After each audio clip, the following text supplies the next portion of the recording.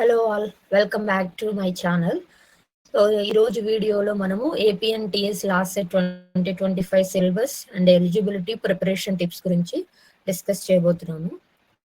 The first thing is AP LAWCET or TS LAWCET exam pattern వచ్చేసి online మోడ్లో ఉంటుంది. Computer based test, 90 minutes duration, total marks 120, total questions కూడా 120 ఉంటాయి. Type of questions వచ్చేసి multiple choice questions, and each correct answer you will get a 1+ mark and no negative mark like GATE exams ఇంకా other competition exams లాగా negative mark ఏమి ఉండదు. Plus మీరు correct answer వస్తే +1 mark add అవుతుంది అనమాట each క్వశ్చన్కి. అండ్ మీకు క్వశ్చన్ కూడా లాంగ్వేజ్ ఇంగ్లీష్లో ఇస్తారు, దాని కింద తెలుగులో కూడా ఇస్తారనమాట, మీ mother tongue based on.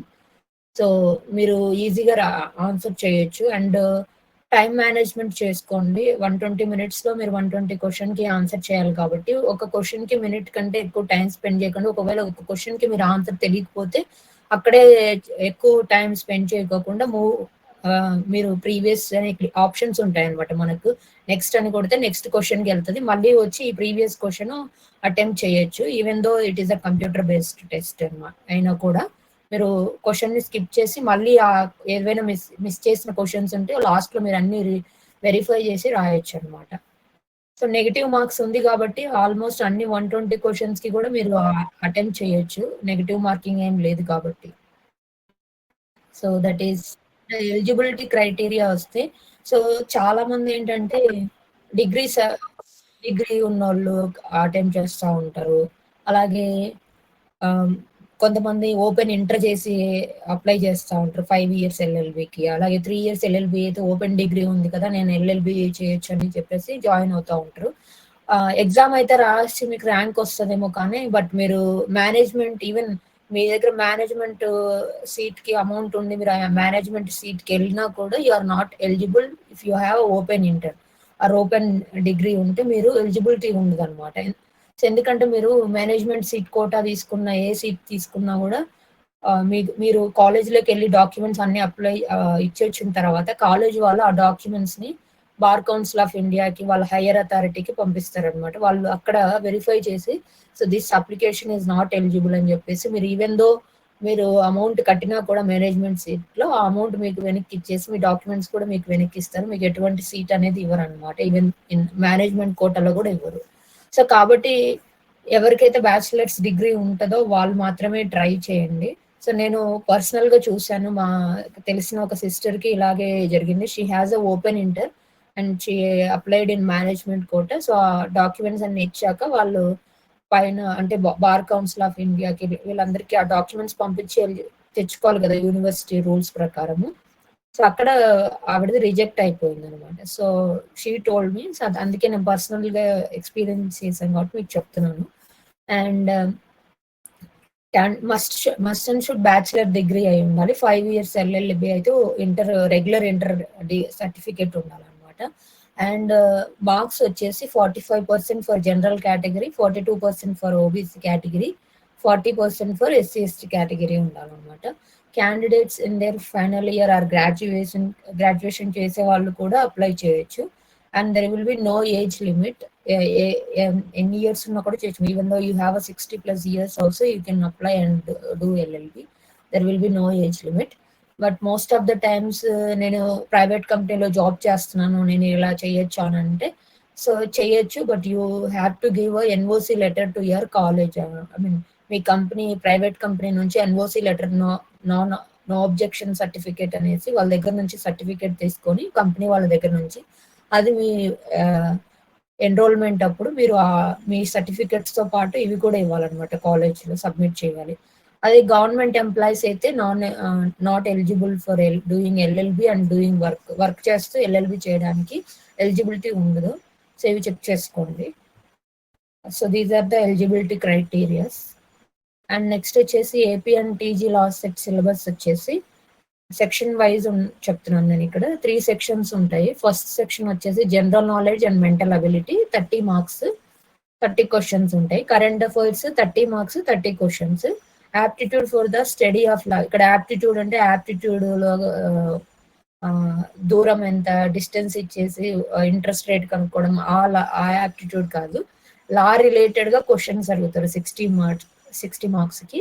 So, 60 questions ఉంటాయి. So, this is about format అంటే సిలబస్ ఎలా ఉంటది. దీనికి జనరల్ నాలెడ్జ్‌లో ఏం నేర్చుకోవాలి, కరెంట్ అఫైర్స్‌లో ఏం నేర్చుకోవాలి, aptitude for the study of లాలో ఏం నేర్చుకోవాలనేది నేను ఇప్పుడు చెప్తాను one by one.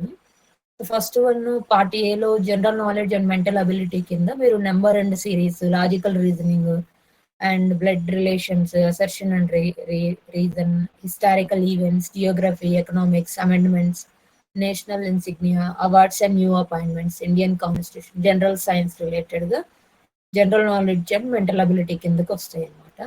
And next part B వచ్చేసి current affairs, governance, policy and politics, cultural heritage and art, international relations, conjugal rights గురించి, economics related current events to news of national or international importance, news related to legal cases or judgements, national and international awards related, వీటికి related గా current affairs వస్తాయి అన్నమాట. And next coming to the part C, aptitude for the study of లాలో. So first thing వచ్చేసి basic principles of law అనేది ఒక topic. Constitution of India నుంచి ఖచ్చితంగా క్వశ్చన్స్ వస్తాయి. Legal terms, Indian constitution and it's structure, sections and schedules, everything, articles గురించి అడుగుతారు.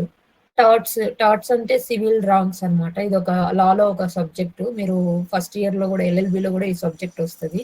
And అలాగే IPC and the CrPC, law of crimes or criminal law, international law related, intellectual property rights law, legal awareness covering constitutional law and polity. So these are the part C syllabus. So మీరు part A, part B, part C చూస్తే part సికే 60 marks వస్తాయి అనమాట. So మీరు first rank target చేయకోకుండా just seat కావాలి అని అంటే మీరు పార్ట్ సిని టార్గెట్ చేసుకుంటే ఈజీగా మీకు సీట్ అనేది దొరుకుతుంది. మీకు 50+ మార్క్స్ కూడా గెయిన్ చేసుకోవచ్చు. కాబట్టి ఎక్కువ మీరు ప్రిపరేషన్ టైంలో పార్ట్ సిని కాన్సన్ట్రేషన్ చేసుకొని చదవండి. అండ్ మీకు బుక్ సజెషన్ అయితే మీరు విజేత సిరీస్ బుక్ తీసుకోండి. నేను కూడా అదే తీసుకొని చదివాను నేను ఎగ్జామ్ రాసినప్పుడు. అంటే హిస్టరీ నుంచి చెప్తారనమాట. ఆ బుక్ లో మొత్తం డిస్కషన్ ఉంటది. అండ్ కరెంట్ అఫైర్స్ గురించి యూట్యూబ్ ఛానల్స్ ఉంటాయి కదా, కరెంట్ అఫైర్స్ రిలేటెడ్, వాటిని ఫాలో అవుతూ ఉండండి. రెగ్యులర్ గా న్యూస్ ఛానల్స్ ఫాలో అవ్వండి, న్యూస్ పేపర్స్. కరెంట్ అఫైర్స్ మీరు అందులో 30 మార్క్స్ కి అట్లీస్ట్ ఒక 10 మార్క్స్ అయినా మీరు తెచ్చుకోవచ్చు, రెగ్యులర్ గా న్యూస్ ఫాలో అయ్యే వాళ్ళు అయితే. అండ్ పార్ట్ ఏ వచ్చేసి mental ability and reasoning related. So మీకు దాని మీద ఆల్రెడీ మనకు ఫస్ట్ నుంచి ఇంటర్వ్యూస్ కానీ గ్రూప్స్ ప్రిపేర్ అయ్యే వాళ్ళకి కానీ ఆల్రెడీ ఐడియా ఉంటుంది. సో అలా ప్లాన్ చేసుకోండి.